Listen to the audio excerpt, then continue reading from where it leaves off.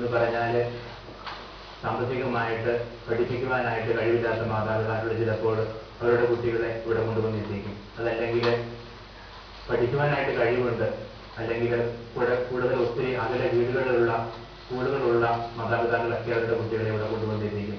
ചിലപ്പോൾ അനാഥരായിട്ടുള്ള കുട്ടികളെ ഇവിടെ എത്തിക്കാറുണ്ട്. എല്ലാവരെയും ഞങ്ങൾ ഒരുപോലെ തന്നെയാണ് കാണുന്നത്.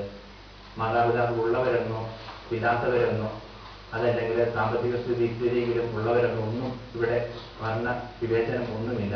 എല്ലാവർക്കും ഒരുപോലെയുള്ള പരിശീലനം ഇവിടെ നൽകുന്നു.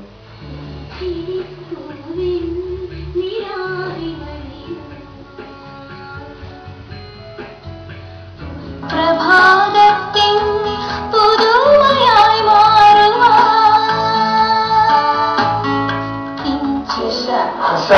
എത്ര പഠിക്കുന്നുണ്ട്?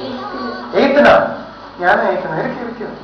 ഞാൻ എയ്ത്ത് സീരിയസ് എയ്ത്ത് സ്റ്റാൻഡേർഡ് വിശ്വസിക്കുന്നുണ്ട്. എന്തിനാ? നന്നായി പഠിക്കും. നന്നായി പഠിക്കും.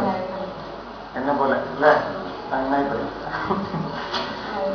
ആ കുട്ടി അച്ഛന നന്നായി വരയ്ക്കും. ഈ കുട്ടി അച്ഛന പഠിക്കുന്നു. നീ ഇറങ്ങിയോ? ഇരിക്കോ?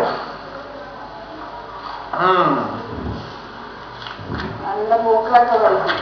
എൻ്റെ പേര് ഇവിടെ വന്നിട്ട് 5ാമത്തെ വർഷമാണ്. ഇതിന് മുമ്പ് ഞാൻ തൃശ്ശൂരിലായിരുന്നു. ഇവരെല്ലാവർക്കും ഒരു മദർ പോലല്ലേ? നിങ്ങളെ മദർ പോലല്ലേ? മദറാണ് മദറാണ്. അല്ലേ? അവിടെ അമ്മയും അച്ഛനും എല്ലാമാണ്.